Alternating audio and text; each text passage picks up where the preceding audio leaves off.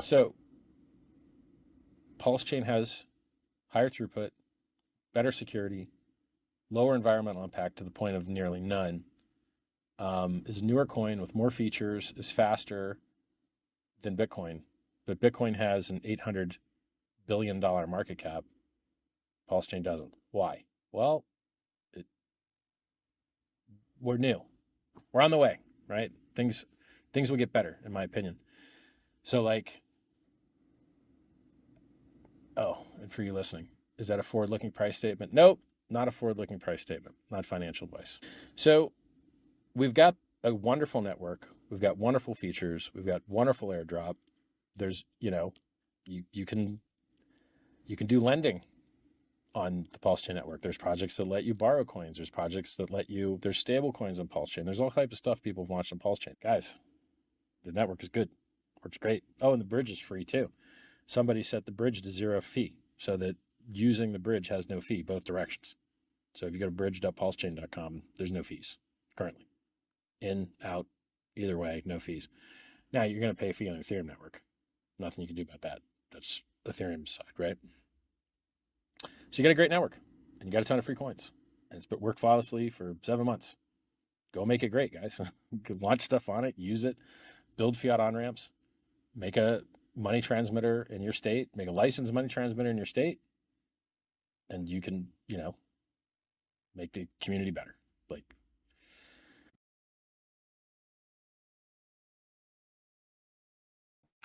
Hey everybody, welcome back. A big day today for Pulsechain and of course PulseX, Hex, and of course Richard Hart, the man himself. So we're going to get into all of that. It's going to be a lot of fun. Get in there, folks. It's excited. I have pinned Richard Hart's SEC reply. It says replay, but it's supposed to be reply. Motion to dismiss. So that's his response to the SEC. And for the motion to dismiss, so dismiss the case altogether, or at least the big parts of it, right? The SEC may try to, take parts of it and try and move forward with it, depending on how the judgment from the judge and everything goes. But we're going to get into, I'm going to read part of that. I'm going to read the summary and the conclusion.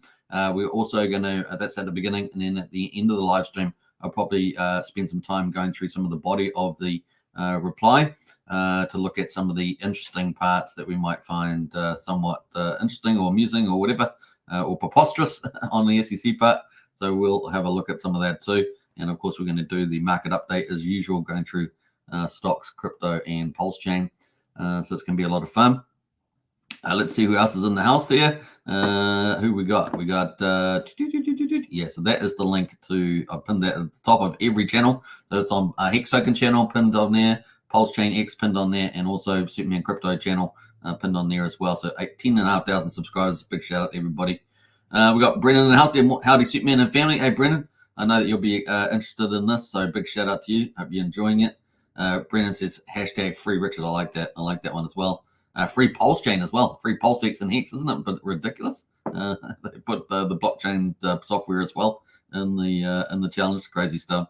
Craig Pitt says morning all. Hey Craig, hope you're doing well. Big shout out. We've been waiting for this day. This is a big day in the process. So kind of cool.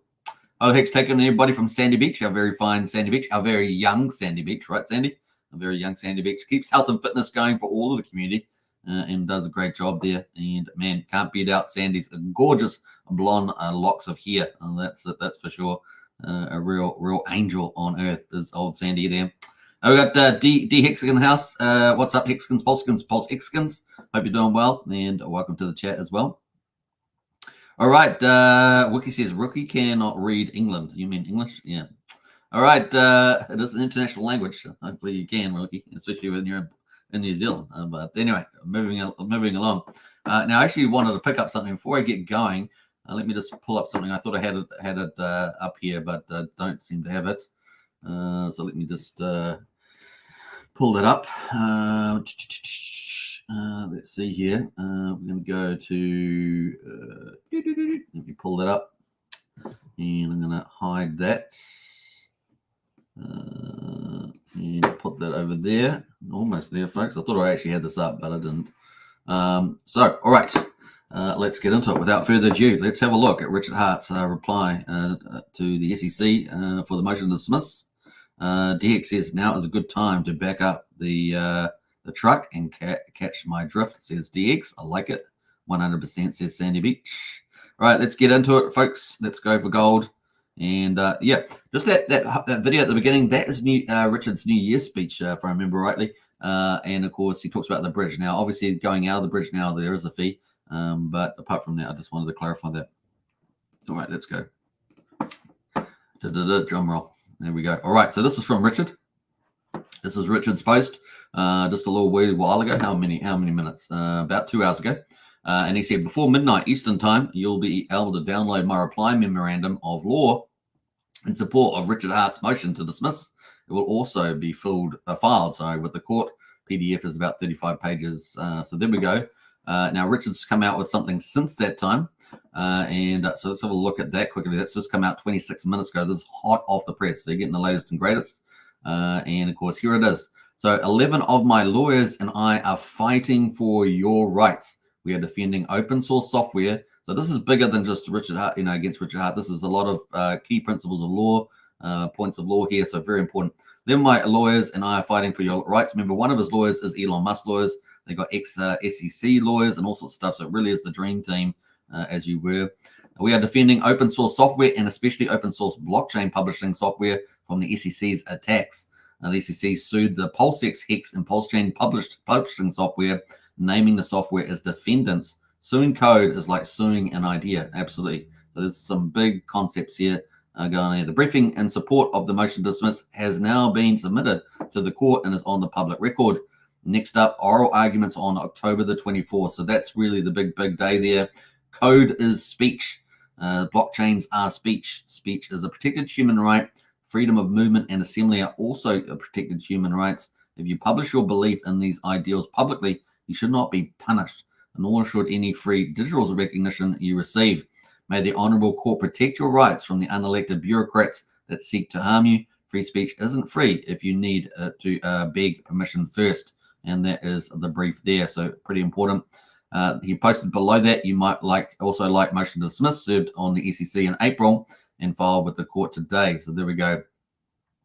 A declaration and exhibits in support of the motion to dismiss there, which is pretty cool. All right, so that's all been posted on here, and that's what we're going to have a quick look at, just as a reminder there. So that was, what does he say here? That was, you might like to motion to dismiss, served on the SEC in April and filed with the court today. Declarations and exhibits in support of the motion to dismiss went public until today. All right, so declaration and exhibits in support of the motion to dismiss went public today. This is from April, but it's been published now, and that's what we're going to look at. It's going to be pretty cool. All right, I don't know if there's anything else after that. I think that's it on Richard's post. So that is it at the moment on Richard's, and I'll post Richard's X account on here if you want to check that out. So that is Richard Hart. Let's check out Richard Hart there. Hit Richard Hart win. All right, so we've got a couple other comments in the chat, so let's quickly go to that. Scroll back up there. What else there? Wiki says Peter was in need of help today, Sandy. Oh, I'm not sure who that was. More Hex in the house there. Suitman salute. Hey, more. I hope you're doing well. Good to see you in the chat there, folks. Definitely look forward to seeing you again as well. Property View, nicely played. Hey, Property View. Definitely a good move there from Richard Hart for sure. And that is Richard Hart's X post there. So let's move forward here. That is the big update. Let's go to the, so he's referring to obviously uploading the motion to dismiss, which was done in April. And so let's go to the SEC here. So you can see this is the courtlistener.com. So this is where the legal documents get added. So you can see the motion to dismiss is in here. So we've got the first one, motion to dismiss Securities and Exchange Commission, complaint filed by Richard Hart. Now you have to buy these on particular ones on Pacer. 22nd of August, affidavit declaration in opposition to the re-motion to dismiss Securities and Exchange Commission complaint by the SEC. So you've got that there as well. And then you've got the memorandum in support of the 49 motion to dismiss securities. That's the one we're going to look at. And then we've got the affidavit declaration in support of 49 motion to dismiss the securities commissions there by Richard Hart. Now we don't have that. That's buy on Pacer. And then finally, we've got the SEC reply, which was sometime back in July. So that's memorandum in opposition. So this is the memorandum in support. That's the one we're going to look at. This is the SEC's motion that they put out in position that they put in July, and that is the opposition there from the and that there is the SEC lawyer there, right, or representative. So that's pretty cool, and you can download that one. But we're going to have a look at this one here, memorandum in support, which is pretty cool. So let's check that out. That is on Court Listener. So if you want to check that out, you can save this to your favorites. I'll post this as well. Bam. All right. That is the link there for Court Listener. If you want to save it to your favorites, you can keep up to date on that one. All right. So that is it there. And let's jump over to the actual document. So we've opened it up. This is it here. So we've got a preliminary statement. We're going to have a quick read. This only about 2 pages long. And so in this civil enforcement action, the Security and Exchange Commission seeks to further cement a role it has assumed for itself as the global governor of blockchain technology, a role exceeding both the agency's limited mandate and the bounds of personal jurisdiction. The SEC is suing Richard Hart, who lives in a foreign country, and somehow, and I really like this bit, somehow 3 blockchain software programs as well. And this seems madness, really. Hex, Pulsechain, and Pulsex, which the SEC claims to be unincorporated alter egos of Mr. Richard Hart. So that's kind of madness as well, right? So it's kind of crazy. These open source communication technologies are used and enjoyed by a decentralized community of thousands of people across the world. And that's talking about all you guys out there, as well as myself. Yet the SEC says that they violated U.S. securities law by offering and selling what the SEC's novel construction dubs crypto asset securities. So they're making up their own terms there. The SEC also asserts a fraud claim against the global Pulsechain blockchain network and Mr. Hart for purportedly using a small percentage of so-called offering proceeds in a way that the SEC disfavors. And we're going to try and have a look at that part because I think that's really hilarious, that one. They must have just plucked those numbers out of the sky. Remember, they were pulling in a lot of American influencers that were in the Pulsechain Hex community, see where they were being paid and all sorts of other stuff. So they probably tried to get some of their case with those information that they got from those people. We don't know what that is, of course. Because the SEC's claims suffer from a host of fatal defects in the U.S. Constitution, the federal securities law, the rules of pleading, and more, the case should be dismissed with prejudice. So that's really a big part of the thrust here of this motion to dismiss around the U.S. Constitution, which is, Richard loves to, talk about free speech and code and everything. I love that. Federal securities law, of course, just, SEC going beyond their purview. And of course, the rules of pleading, process, and stuff like that. Case should be dismissed with prejudice. So first, this lawsuit cannot escape the starting gate because exercising personal jurisdiction over Mr. Hart in this case would not comport with due process. So they're attacking the due process here. Mr. Hart lives abroad and is not alleged to have set foot in the United States during the relevant period, right? So we know that he fixed his parents' toilet, but apart from that, and bought a Tesla for his, I think, dad, but that was in a different period, right? So nor is he alleged to have engaged in any conduct directed at the United States. The SEC alleges no US-based entities, employees, contracts, payments, accounts, marketing efforts, or travel association with Mr. Hart. The general availability of Mr. Hart's speech on the internet and the alleged presence of some unquantified number of participants in the United States cannot justify the requirements for asserting personal jurisdiction because the defendant himself most purposefully reached out and established sufficient minimum contacts with the United States. No such contacts are alleged. The SEC's attempt to impute the jurisdictional contacts to Mr. Hart through the 3 purported alter ego software programs likewise finds no support in the allegations or the law.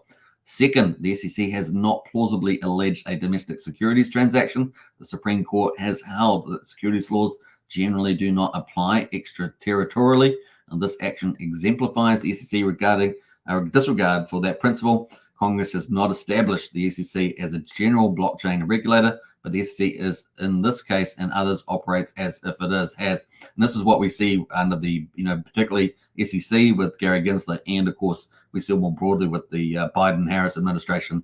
They just keep making their own laws up and getting away with it, right? Because this is the way it seems to be with the Justice Department. The SEC's total failure to comply, the SEC's total failure to come up with allegations supporting domestic security transactions, notwithstanding the agency's sweeping investigative powers, dooms every chain.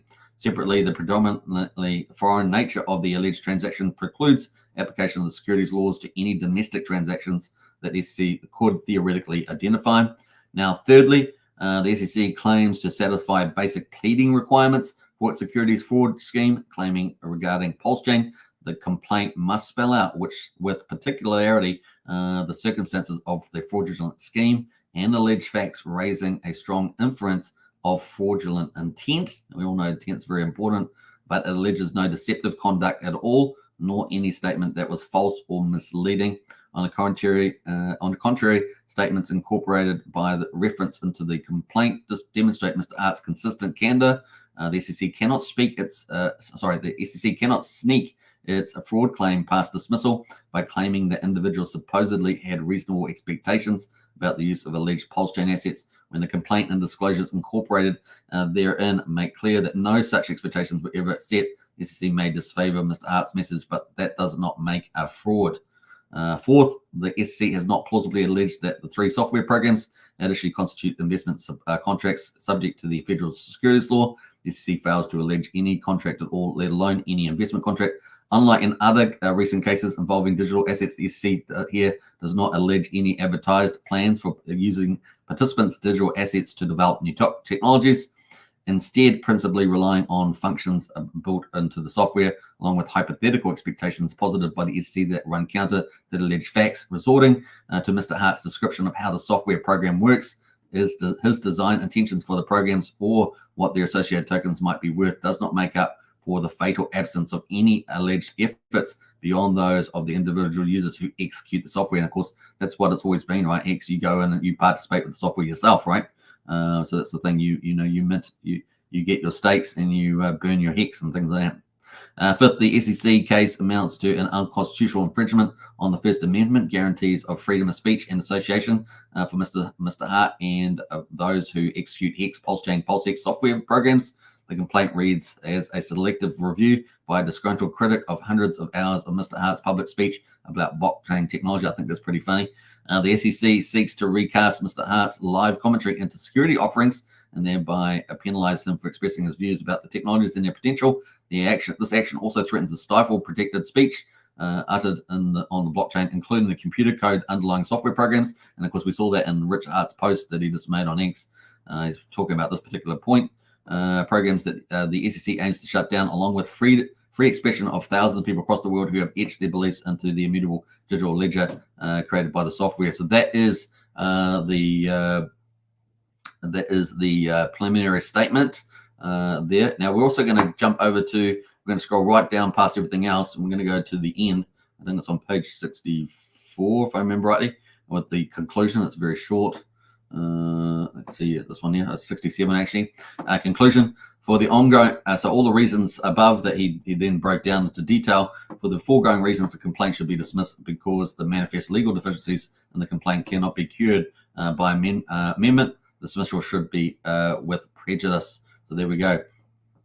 So that is, the late there. Obviously, Security and Exchange Commission is the plaintiff against the defendants Richard Hart Schuler, aka Richard Hart, Hex, Pulsechain, and PulseX, which just seems moronic. But hey, look, that's what they put in there.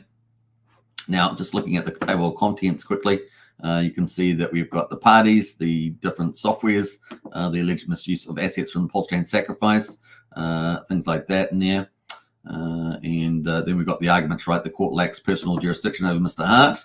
Number 2, the SEC has failed to plausibly plead the existence of a domestic purchase, sale, or offer of securities. The complaint fails to state a claim for securities fraud. Number 4 there, the complaint does not adequately allege any parties entered into an investment contract. The complaint unconstitutionally infringes on the First Amendment rights of Mr. Hart and thousands of Hex, Pulsechain, and PulseX participants. So that is the play there at the moment. So, this was filed on the 22nd of August, 2024. So kind of cool. Then it's got lots of different cases there as evidence, references, and stuff like that. That's kind of the play. Before it gets into, I think, that summary that we just looked at. So that's kind of the play there on that. Rules and statutes, other authorities, and then the plenary statement, which we just read through. So that is pretty much it on there. I don't know what's at the bottom, 67. 68. So there's all the lawyers, right? So this is dated the 8th of April. So this was the motion to dismiss. So we're just having a review of that. And you can see all the big powered lawyers here at the moment. Certificate of service as well. I hereby certify that on the 8th day of April 2024, I served a true and correct copy of the foregoing memorandum. So that was the play on that. So that's where we're at on that one. Let's have a look here. So what else we got? Here. Let me just get back into the chat here. What else? We got Brian in the house there. Hey, Brian, big shout out, Brian. Brian's been at Niagara Falls. Big shout out to him. He looks like a teenager too in the images. So well done, Brian. Yeah, the Niagara Falls must be the waterfall of youth, as they say, the waterfall of youth. What else there? We got more Hex says October 24th, big day. Absolutely, the oral court case there. We know a lot of Pulsechain's Hexkin's going to be there, including Randy Alaski. He popped in the chat yesterday talking about that. Countdown begins says more. Absolutely. TikTok. But thinking of TikTok, we got Tintop in the house there. What's up, Hexkins? Good to see you, Tintop. There we go. All right. So where are we moving forward here? We're going to some big stuff happening there. Yep. I think that's where we'll leave it at the moment. Let's jump back. We'll come back to that possibly at the end of the live stream, like I say. But let's get back into the market update at the moment. So bang, bang, bang. All right. So stock market today, S&P 500 closes lower as yields rise ahead of Powell. So Chairman Powell of the SEC, the Federal Reserve in the house. But we had actually a decent little pullback in the stock market today. Yesterday was a very bullish, remember. And this is what day results is this Thursday results for the United States stock market. Dow Jones down 0.4%, 178 points to 40,712. The S&P 500 is down 0.9%, 50 points to 5,570. The Nasdaq with all the tech companies in it is actually down quite a bit, like 1.6%, 292 points down to 17,626. So that's ahead of the Powell speech. We've got the US dollar index is down at 101.32, so it's really weakened off the US dollar, and we're expecting more of that coming up with the interest rate pivots. Looking at the oil prices, we've got crude oil is pretty much flat from the looks of it, around $73. Brent oil, $77 a barrel. And gold, of course, which has been a real star lately, is up 0.25%, $6.30 to $2,523. Silver as well is up slightly at $29.06 up 1 cent. So that's kind of where we are on the commodities. Now, we know that Powell is going to be speaking at the Jackson Hole. And it says losses on Wall Street were driven by rising Treasury yields as investors looked ahead to an address by Fed Chair Jerome Powell at the Jackson Hole Symposium. There's normally a pretty big speech. Markets widely expect Powell to reiterate the central bank's dovish stance, citing setting the state for a September rate cut. So that's kind of cool. That's good news. Although it remained unclear whether the Fed chair will explicitly telegram a September cut. We expect him to say that a lot of progress has been made on inflation. The FOMC is confident that continued progress is likely in the coming year, and he may very well signal that sort of the way he does do it, data-dependent kind of approach to the interest rates. Then they'll just come out and cut them, right? I don't know if there's a forecast in the every second one or every quarter they do a forecast, and that will give away a bit of their views potentially. But let's see what happens there. All right, that is pretty much it. We're going to leave the economic news today, but that is kind of it where we're at the moment. Let's quickly look at the Federal Rate Monitor to see what the market is thinking about interest rates now, taking into account this information with the Powell coming up. 3 weeks and 5 days and 17 hours to go until the 18th of September. That's when we've got our next Fed pivot. We've got 74% of the market expecting a 25 basis points at the moment. So that seems to be the dominant view. 26% expecting 50 basis point cut there in September. So there we go. It's only 3 weeks and 5 days, 17 hours away in September. So that's a big day for the markets overall. All right, a pivot in interest rate. That's going to be good. Hopefully they haven't done too much damage to the economy, right? But we know there's an election coming up. They're probably going to want to help their friends, right? If you know what I mean. They're probably going to want to help their friends. All right, so that is it on the stock market. Looking at crypto, crypto's had a pretty good day the last couple of days, but it's up and down, right? Up and down volatility, but nice to get back Bitcoin over 60K. That's a very bullish sign in my view. So $60,674 down 0.8%, sitting at 54.6% dominance over the rest of the market is Bitcoin. Ethereum there at $2,635, pretty flat at the moment. And what else is interesting? We got BNB's up 2%. That's not too bad for BNB. What else is looking good? Tron there is up 1.3%, 15.5 cents. Obviously, benefiting from some of the USDD and USD Tether minting $1 billion. Was it 2 days ago or something? So they had a big furore there. A lot of people talking about what's the sun up to and all that sort of stuff. What else? We got Solana up slightly. ADA is up 2%, 37 cents. Now, ADA, of course, may have a nice rally with the Chang fork, which we talked about the other day. So we'll keep updated with the Chang fork there. Try and keep myself updated with that. Litecoin just down slightly, 0.75%. What else is looking interesting? I think that's pretty much it. XRP down 0.5%, 59 cents, also just under 60 cents. For that, that's kind of where we are at the moment. All right, so those are the overall markets. Let's go to Bitcoin. This is the hourly chart for Bitcoin. So we're actually not doing too bad, are we? I think so. We had that nice little rally yesterday. It's been chopping up and down since then. A nice little up at the moment. So not too bad on the hour. Let's go to the daily on Bitcoin. And let's see where we are on the daily. So we got the 200-day moving average. This is that blue line. That is currently sitting at 59,458. We got the 50-day in yellow. That's that yellow line there. That is currently sitting at 61,374. And we're currently right in the middle, plonk in the middle there. We've been bouncing between the two. And of course, we don't want a death cross, but it's looking pretty good so far. Fingers crossed. Obviously, if we get a big red candle down like this one here, it's not going to help us. But so far, so good. We had a nice little green candle 2 days ago. We've just started a brand new candle now, sitting at 60,662.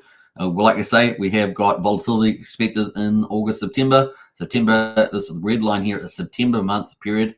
This is the range of days from the 1st September through to the 30th. We know that typically September is a pullback month for crypto, and therefore that's why we had August, September being volatile. That being said, if we look out a bit further, yeah, we've got a bit of a squeeze going on these two important moving averages. But, we're still staying out relatively well at the moment. But like I say, we've still got pretty choppy territory. Hopefully, we're going to get this interest rate pivot. That's coming up, right?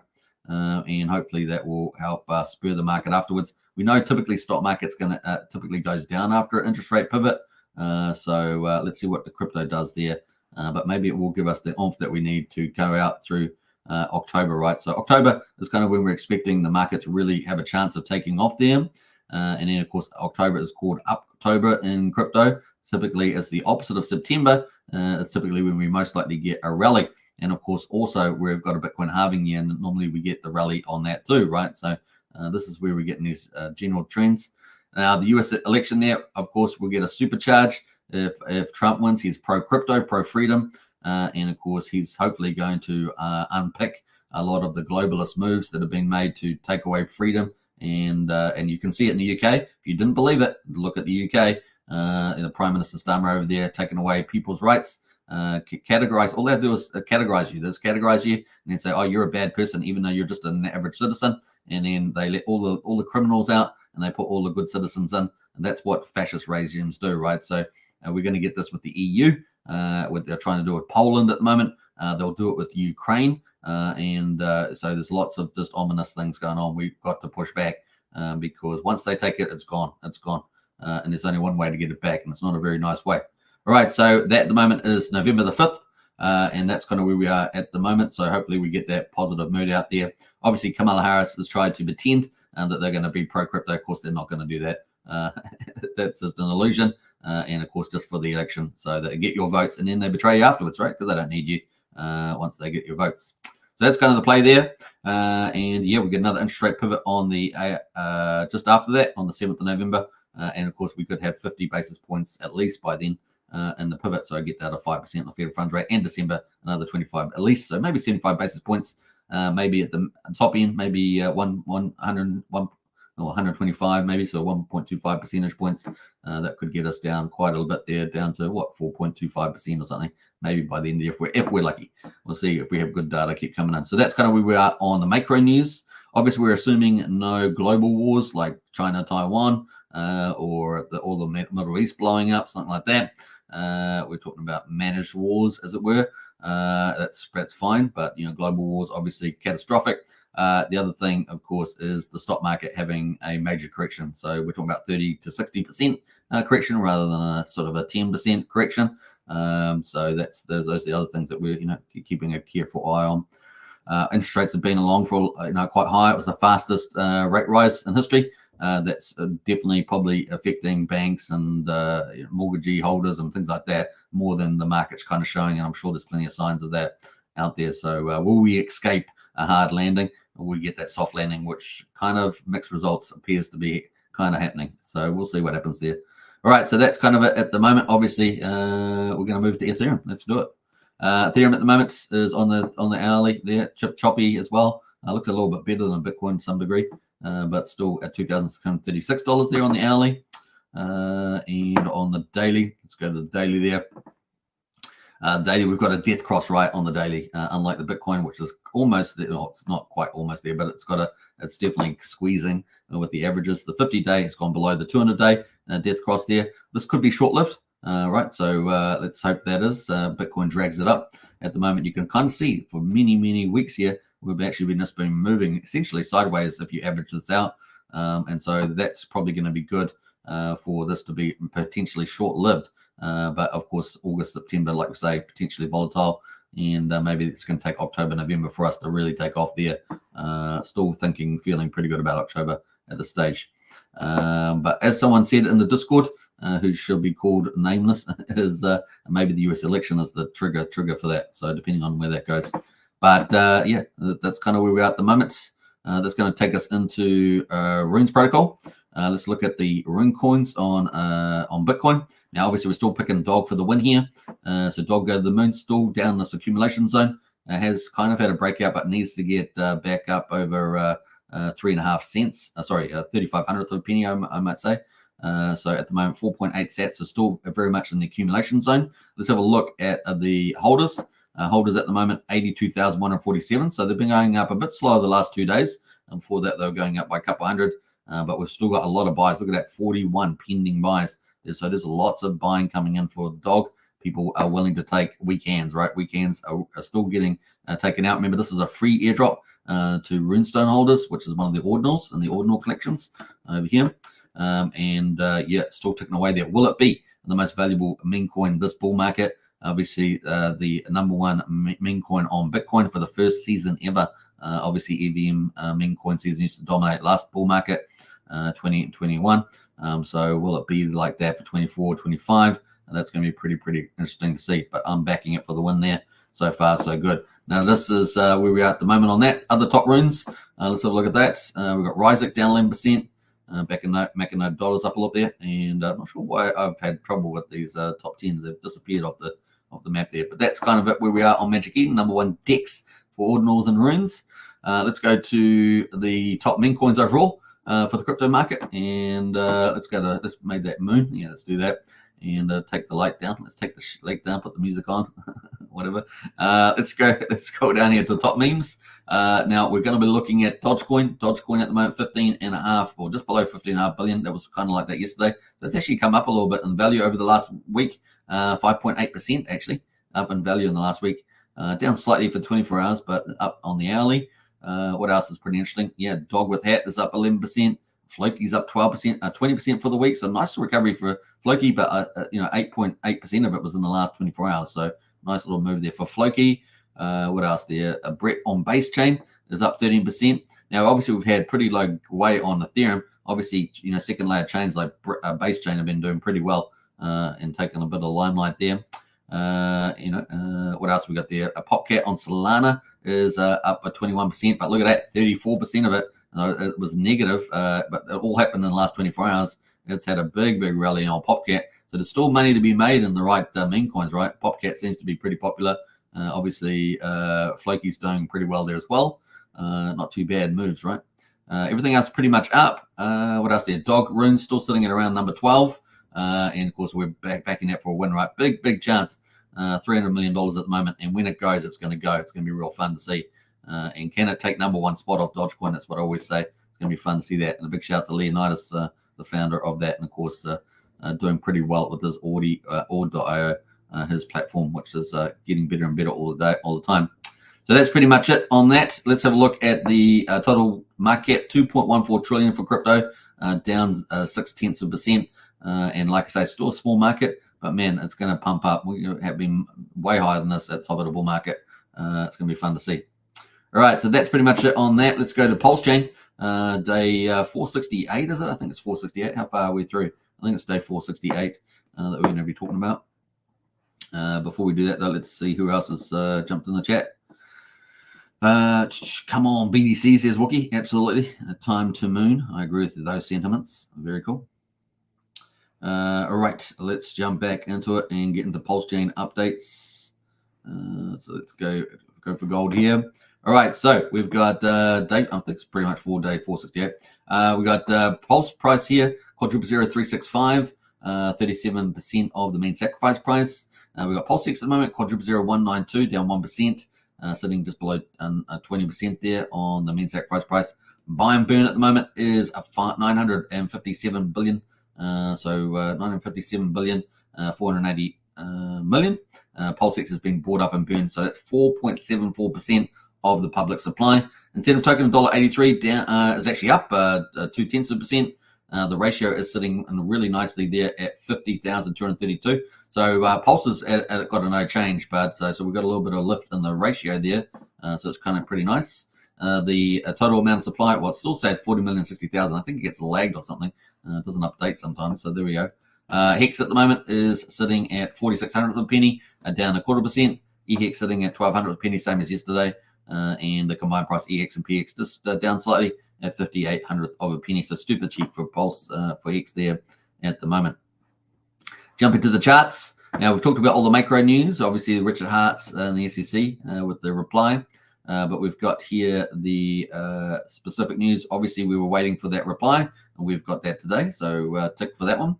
The SEC's response was way back on the 8th of July there. And that wasn't published, but we've got that published now. So that is published on the site. We're going to have a look at that in a minute. When we finish the market updates, we'll go back to that. Yeah, so we didn't actually see the SEC's reply, remember? We have got that published now, so we're going to have a look at that again. RH response to SEC motion dismissed, so that's cool. The next thing we're expecting is the 24th of October, and that is going to be a big event in the courthouse in New York. So that is how many days away?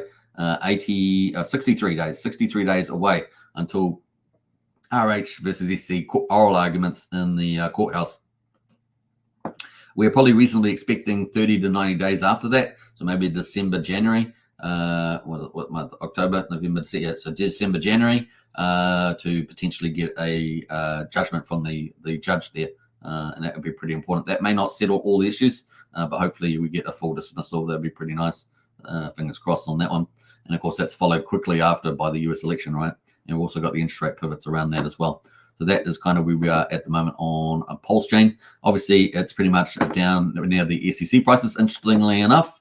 Despite the magic carpet ride pumps and stuff like that, we are back down here. Obviously, super accumulation zone at the moment, but of course, uncertainty there may breed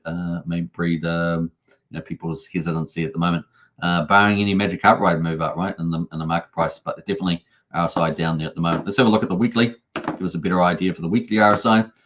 Weekly RSI is way down at 33, so it's not quite fully oversold, but certainly has been around here for a long time, right?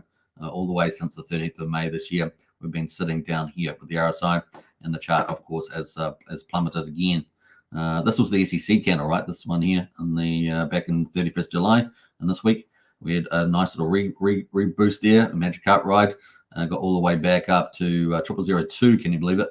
And not too bad from the first couple of weeks of Pulsechain launch, and then down we came, right? Down we came. Now, if you guys remember the Pulsechain launch, Richard was pretty cool with his announcement of the launch, and let's play a little video recap of that. Richard Hart here. I just want to let you know that the Pulsechain.com mainnet has launched, and PulseX.com on that mainnet has launched as well. I hope you guys are all enjoying it. We waited a couple years for this, and it's finally here. So that is just a bit of a flashback there. So at the moment, a good accumulation zone. Obviously, still uncertainty around the court case, but you can see in the charts they're a pretty good place to get into.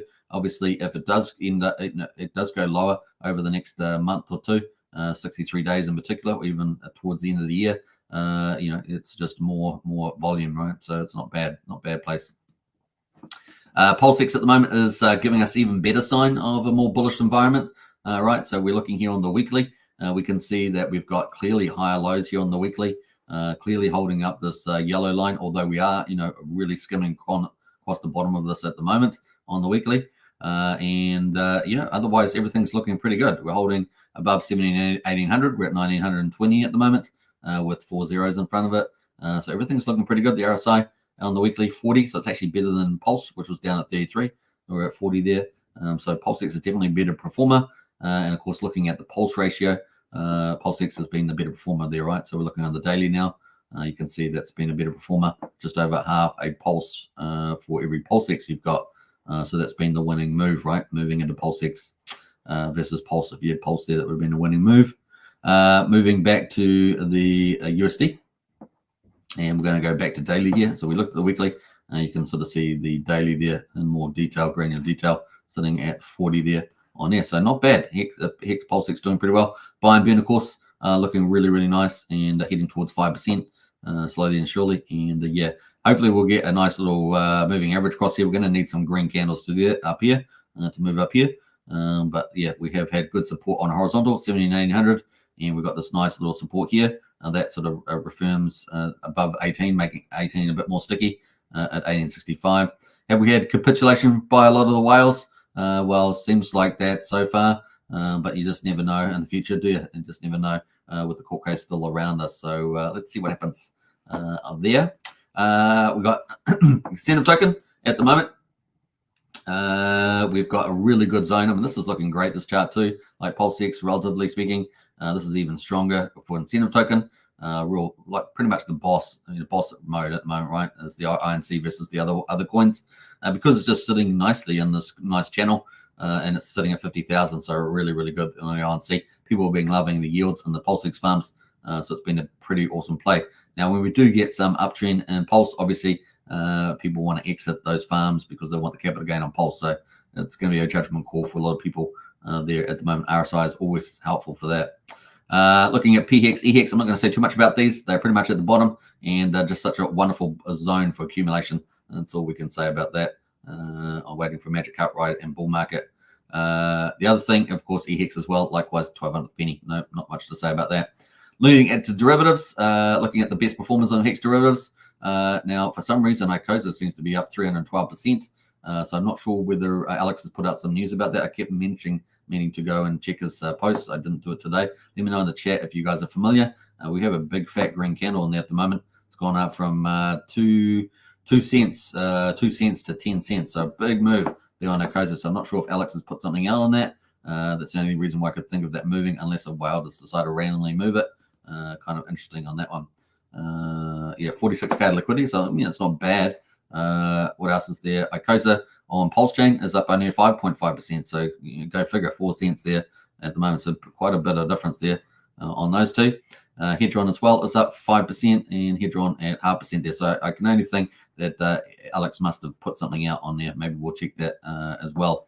Let me just quickly check it while we're here and have a look at Alex, see if he's posted anything.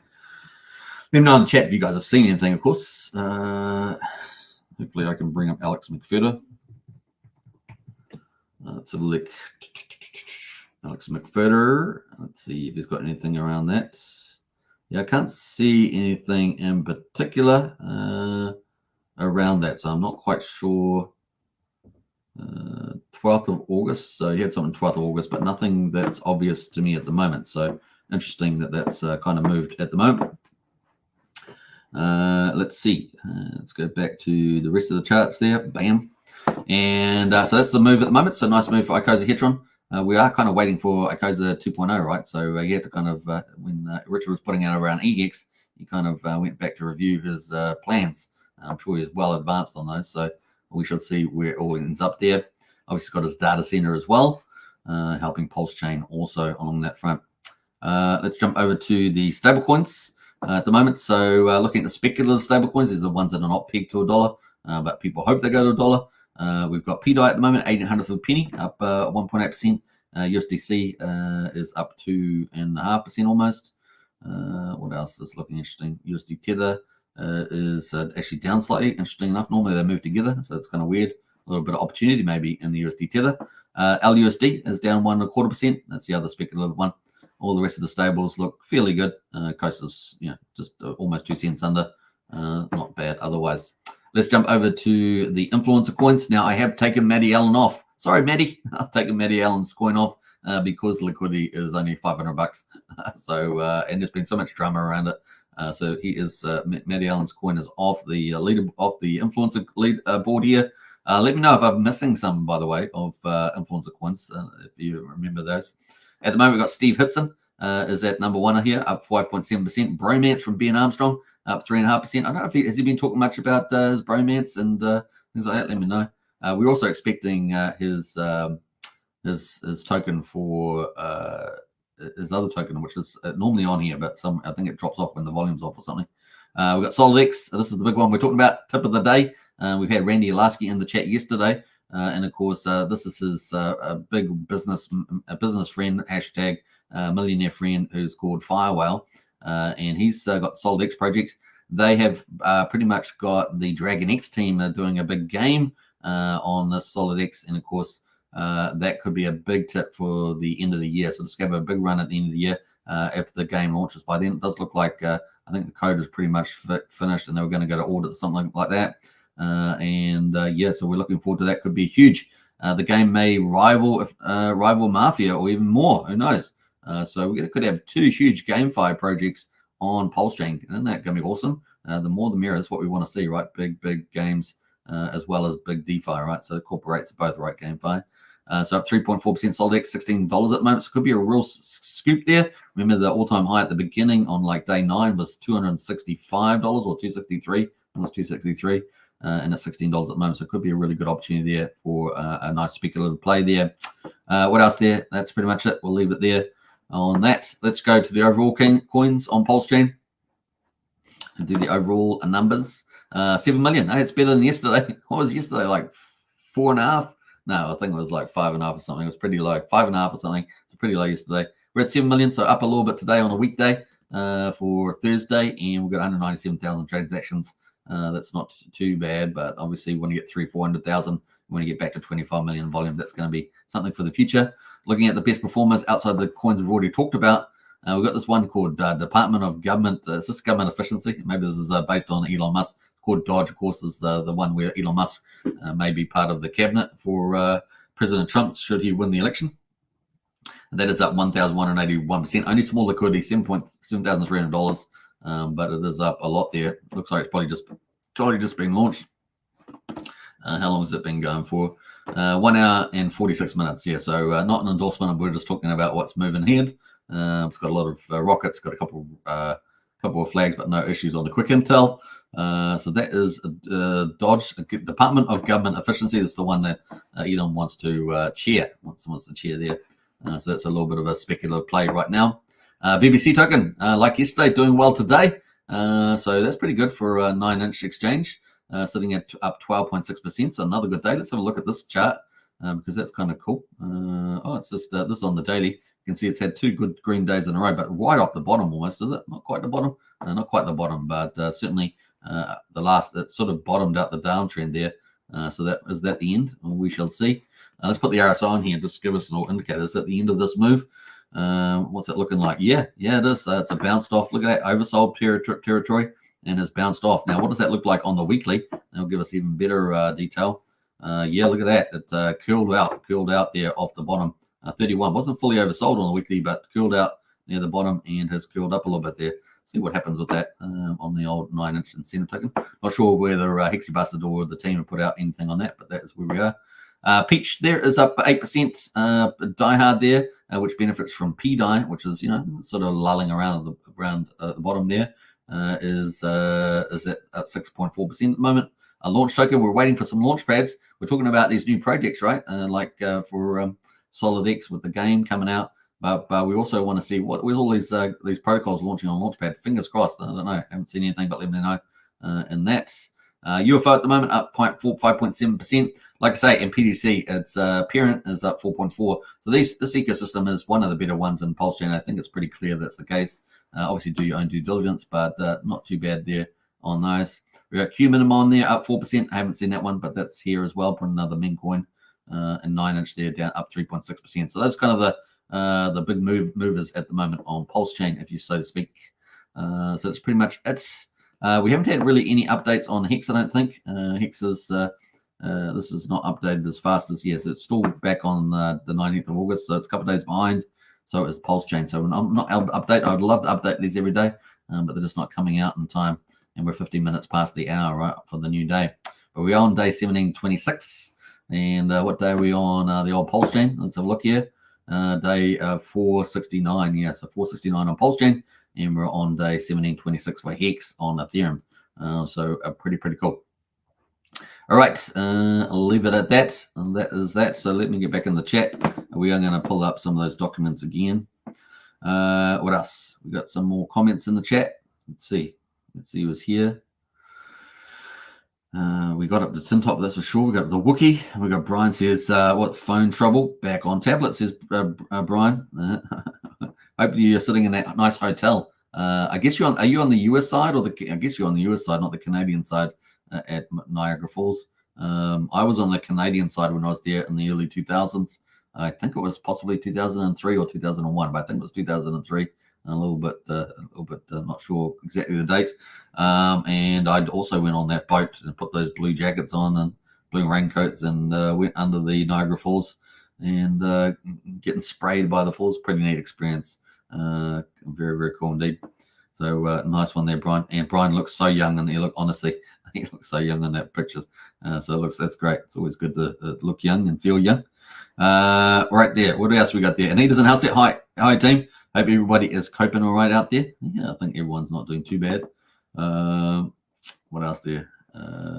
Brian says back at sister's basement now. He's probably got the beers and he's watching the sports. Is that what you're doing, Brian? Having a beer, watching sports, playing some pool in the basement. That's typically what Americans do in the basement. What else there? Brennan says 2001 was a great year, says Brennan. 2001, yeah. And it was a good movie too. A good movie as well. 2-hour drive to the falls, says Brian. Yeah. Oh, that's not far, really, is it? Not too bad. I mean, it's still a bit of a drive, but not far. Given the United States, everyone drives over those 50 states. Well, I guess you can't drive to Hawaii, but and I guess it's not that easy to drive to Alaska either. You got to fly there, I guess. Knights won the grand final, says Brennan. Oh, well done. Knights, well done to the Knights on the grand final there for the rugby league in Australia, New Zealand, I guess. Not bad. All right, let's pull up this. I think I've lost it. Where would I go here? Let's see here. Let's pull up. Let's see if we got Richard Hart again. I don't know if we have, but let me pull up that. We're gonna have a look back on these. Bear with me, folks. 1 minute. 1 moment, sir. 1 moment. Let's get back into it. Yeah, that was it. So we're going to go back to that. What's this one here? Let's have a look at that one. That might lead me in the right direction as well. Let's see. Yeah, clever, Richard. Clever. Yeah, so let's read that one more time for those might have missed it. Let's bring it in. Hey, we've got Pixel in the house. Hey, Pixel, hope you're doing well. Hello from Belgium. RH for president, says Pixel. Nice one. Yeah, well, we're still waiting for RH's museum, right? I guess it's been put on hold until the SEC case is done with. He was opening up, was it Netherlands? Where was he? Do you guys remember Belgium? Netherlands? I think it was somewhere like that, wasn't it? He was holding up. It's going to have his museum. It would have been quite fun. People like the high fine art he was going to put on there. I'm sure it would have done pretty well. Brian says no sports, no beer, no sports on folding chair next to my air mattress, says Brian. Oh, so a bit more campy-ish there, Brian. I probably inspired you though for a good game of sports and beer. And what do you guys have? You have Pringles or those little bread pieces, sticks. I can't remember what the name of the bread sticks. Do you guys remember what the bread sticks are? The Americans like. I can't remember what it is. You can take a train. Yeah, not to Hawaii. You can't. You probably take it to Alaska though. Yeah. Hello. What do we got there? Brennan says something the Wars are not sure what that is. Yeah. The Warriors are not. They did pretty bad, didn't they? That's Wookie's team. Unfortunately for that. We mourn the loss there for the Warriors. Yeah, I mean, I'm in New Zealand too, but I'm not really a big supporter of. I watch it occasionally, but I'm not a big supporter of the rugby and stuff like that. What else? Let's go back. Let's go back into it, shall we? Let's jump back into. If you missed it, Richard Hart here. This is the big day that Richard Hart responds to the SEC, and of course, 11 of my lawyers. They are superstar lawyers. They're the top of the line. They got ex-SEC lawyers in there, as well as Elon Musk top lawyers, one of the firms, and of course, they're fighting for your rights. They're going right down to the Constitution, to freedom of speech and things like that. So it's they've really broadened the scope in some ways, but it's very important that they did do that because obviously it had ramifications as well for all of crypto. So very, very important there. I don't know if people would put amicus briefs in, but they would have supported this as well. So kind of cool. That is pretty neat. The next, the briefing in support of the motion to dismiss has now been submitted to the court and it's on the public record. Next up, oral arguments, October the 24th. Code is speech, blockchain is speech. Speech is a protected human right. So some good stuff there coming out from Richard. He posted the link to that underneath. You might also like motion to dismiss served at the SEC in April. So that's what we read through earlier, filed with the court today. So that's kind of cool. And that is that document there, which we kind of read through there. And you can see the key arguments pretty much at the top there. The court lacks personal jurisdiction over Mr. Hart. SEC has failed to plausibly read the existence of a domestic purchase sale agreement, a sale or offer of securities. The complaint fails to state a claim for securities fraud. The complaint does not adequately allege that any parties entered into an investment contract.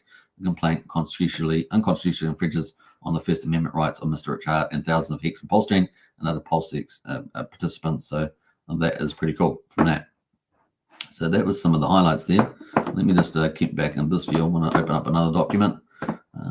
Let's go to, let me just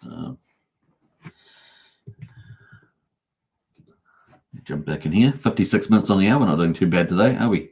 On this big fine day. Let me pull all these documents up. Come back here, scrolling down. All right.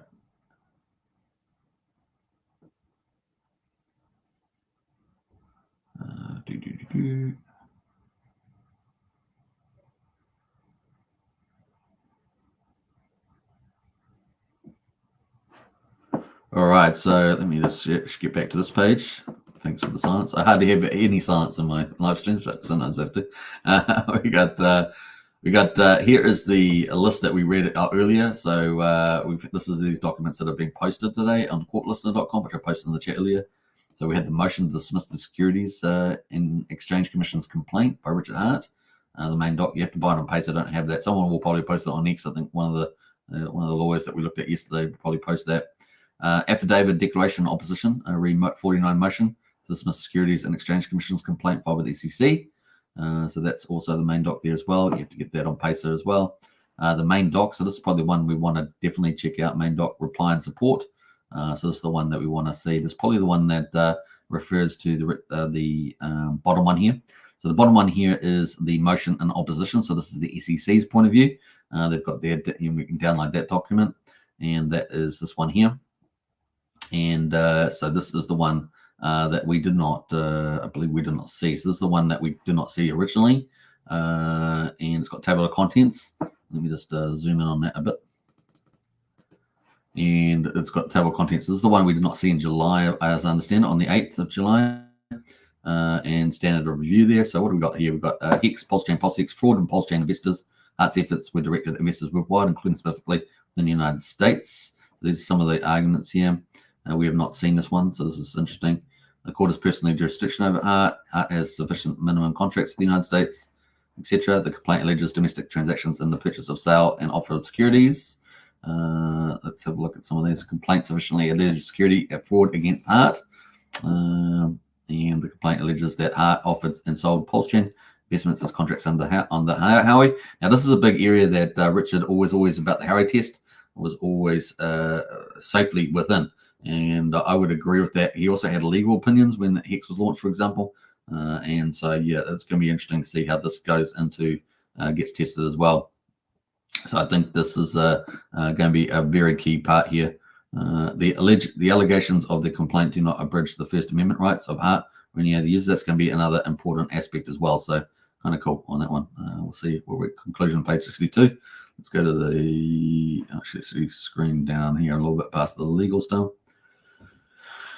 And scroll through all those cases.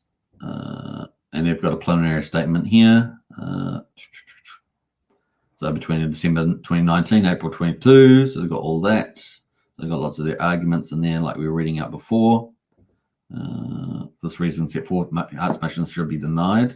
So this was the one here. So we had the motion asking the court to dismiss all the claims. Hart disregards well-pleaded allegations of the complaint in applicable law. The complaint declaration submitted with this motion sufficiently alleges facts supporting Hart's contacts with the United States, such as the court asserting personal jurisdiction over him, comports with the requirements of due process and fair. I actually think they've got a real weak argument on this, and I'm really going to see that get played out in court. Just because they say something doesn't mean it's true, right? This is what's going to get battled out in their oral arguments. Second, the complaint adequately alleges substantial steps taken in the United States in furtherance of Hart's fraud and a foreseeable substantial effects of United States investors sufficient to satisfy the conduct and effects test for the Commission's fraud claims.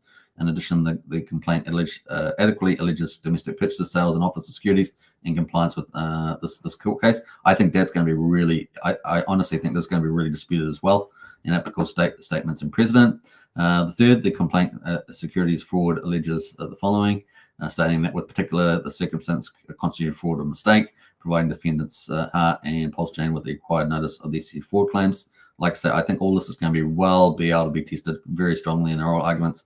What the complaint adequately alleges that Hart offered and sold securities, which involved an investment in money in a common enterprise with an expectation of profits. I would decrease this is going to be really challenged, the common enterprise with an expectations of profits from the efforts of others. This is, I think, fundamentally flawed. And I think the Howard test and all that's going to be really, really interesting to see this play out.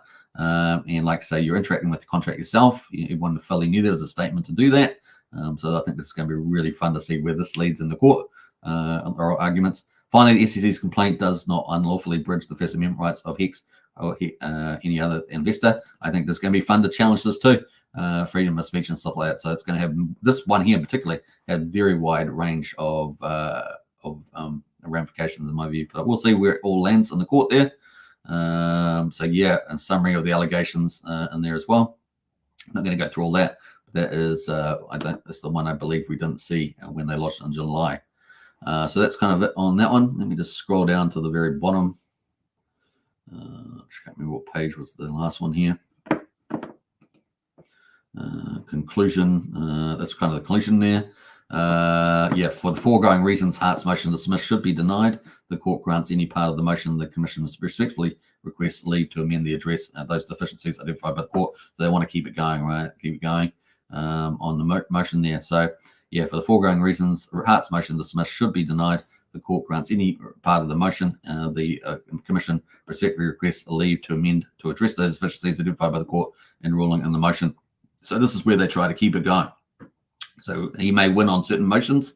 Maybe the court says, "Oh, well, this is okay. You can proceed with this," and therefore it still gave information discovery, all the rest of it. So fingers crossed he can knock all of these out of the park. And if he does so, then that would really cause a problem for the SEC. They wouldn't have much to move forward on, and that means that they could probably challenge the information discovery, which is what they're expecting March to June next year. So that's kind of it. That's the lawyer there for the SEC. So fingers crossed. Let's see how we go in there. And of course, Kura Villa there was the one that submitted it for the documents here. So that is. Have we got anything else on the bottom? I think that was it. So this is the new one. This is the one we didn't actually see. It wasn't published. Now it's published. We're not going to go through the whole thing. Obviously, it's very long. But you can just go up to the top there and see the main points that they were arguing. Like I say, the court has personal jurisdiction over Hart. The complaint alleges domestic transactions in the purchase, sale, and offer of securities. And number 3, the complaint sufficiently alleges securities fraud against Hart. And you can obviously look into all the details in there. deceptive acts and things like this, and material emissions. So they're trying to make all these things to support it. Howey test is going to be really exciting to see that play out. Complaint ledgers that Hart offered and sold Hex, Pulsechain, Pulsechain as an investment contract. I think this is going to be really good to challenge. I think it's, from my point of view, it's in Richard Hart's favor. So we'll see how that plays out. And then the allegations of the complaint do not abridge the First Amendment rights of Hart or any other user. I think it's going to be great to challenge that too. I think Rich's got a very good case of that. Myself, as a layman, we shall see what the courts think about that. And yeah, so that is disclosed, finally disclosed. Once again, you can see all these documents, at least the ones that are available for download. The other ones have to do on Pacer, and I believe this one here is the one that we're wanting to look at here, but you have to buy it on Pacer, so I can't actually walk through that. That'd be the main reply from Richard Hart from the 22nd. But once again, I don't have access to it, so if we do get one of the lawyers end up paying for it, then we'll find out, and we'll try and cover that too, maybe tomorrow or something, if someone has managed to get that document. All right, let's see what else here. Let's scroll up. We got Pixel says, I think from now we will only go up, says Pixel. I like that. There's definitely a chance of that. Family just got here, headed upstairs now. Catch you all in Discord later, says Brian. Hey, Brian, enjoy yourself there. Sounds very fun. He's having a good time, the old Brian. What else there? Couldn't have a good night, everybody, says Sandy Beach. Early day tomorrow, indeed. What a waste of taxpayers' funds, says Anita. Absolutely. Yeah. TFM's talking about Axion. Yeah, I was going to do an update about Axion. I've got to keep up on that one. I'll get back to that. It's taken along there, as far as I know. The team is still doing its thing and done a nice UI upgrade recently. Looks pretty damn good, actually. And Anita in house there. Hey, Anita, how you doing? Well, kind of. All right, I think we're going to wrap up there. An hour and 6 minutes, pretty good place to finish. Yeah, like I say, if we do get that document, that key one that we're after, the reply and support, then we'll try and cover that on either tomorrow or the next time. All right, take care, everybody. Enjoy yourself. Subscribe, like, share, hit the bell. See you in Discord. Links in the video description to join up. Private Discord, of course, $5 a month to join up. The basics. Strategy Club is $35, and we're covering some really cool projects that are going to definitely bull run regardless of what's happening with a lot of other stuff in the market. And it's going to be a lot of fun to see those playouts and get into Strategy Club too. All right, take care, and I'll catch you guys again tomorrow. Big shout out to Richard Hart and his legal team. Good work, and we look forward to more progress there in October. Cheers, Super, says Brent. Hey, you're welcome. All right, let's go flashback. Let's flash back on the way out. We'll flash back to when Hex launched. How about that with Richard Hart's little verbiage there as well? We covered Pulsechain. I might as well do Hex as well. All right, take care, everybody, and bye for now. Hello, everybody. I've waited a very long time for this day. It's finally come. I'm very happy. So let's talk about what happened. We've had the contract done, the code that makes Hex what it is, for a good long while. And we just wanted to make sure absolutely everything was right. So we got 2 independent audits from 2 different auditors. We got a mathematics audit. That's 3 audits. They're expensive and they're time consuming. And they do 2 things. They, 1, convince you that there's no bugs. And 2, they present that evidence to the audience in a format that they can understand. So if you look on hex.win right now, down under the security tab, you can see how to use hardware wallets with MetaMask, which is the wallet that we suggest for Hex. And you'll also see the mathematics audit and one of the security audits. Now, touch-up needs to be done on this. They need to be super duper finalized and prettied up. We'll get there. Since the bug finding phase is over, no reason to delay. What else? So the contract was supposed to launch at 7 p.m. EST, and I think we're 5 hours late. I'm not even sure how many hours late. And what that's going to do is it's going to make this first day, the adoption amplifier, where people send Ethereum in and it gets transformed into Hex, it's going to make it a little shorter. It's not actually going to have any effect after this day. So, actually I could look at the wallet. I've got the wallet in the browser here.